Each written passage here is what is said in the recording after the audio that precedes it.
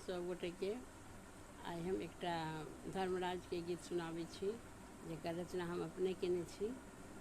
अगर अहाँ सबके नीक लागत तऽ लाइक कमेंट शेयर जरूर करी और प्लीज़ हमर चैनल के सब्सक्राइब करू और गीत सब सुनू। बहुत बहुत धन्यवाद सब गोटे के। जय मिथिला, जय मैथिली। धर्म के छोटी मंदिरिया निहुरी गोरे लागब कोना कहे। धर्म के छोटी मंदिरिया निहुरी गोरे लागब कोना कहे।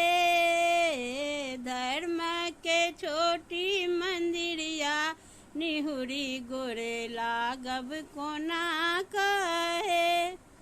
उच्च कहे आहे धर्म प्रिया बनाएब। उच्च कहे आहे धर्म प्रिया बनाएब। उच्च क बनाएब मंदिरिया निहुरी गोरे लागब कोना कहे। उच्च क बनाएब मंदिरिया निहुरी गोरे लागब कोना कहे। धर्म के छोटी मंदिरिया निहुरी गोरे लागब कोना कहे। गंगा जमुना सो जल भरि लायब।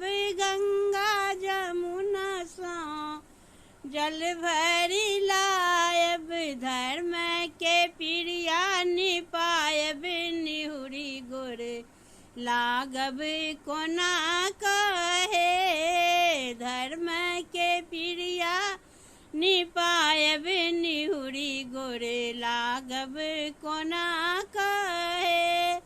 धर्म के छोटी मंदिरिया निहुरी गोरे लागब कोना कहे। लड्डू मखान लय नैवेद्य सजायब। लड्डू मखान लय नैवेद्य सजायब।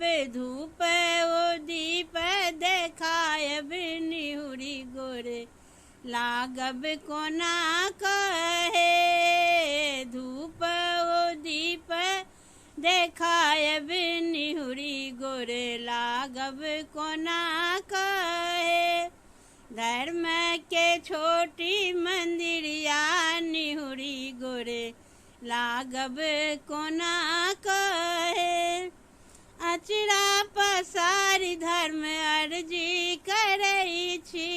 अचरा पसारी धर्म अर्जी करै छी। पूरन करू मन कामना निहुरी गोरे लागब कोना कहे।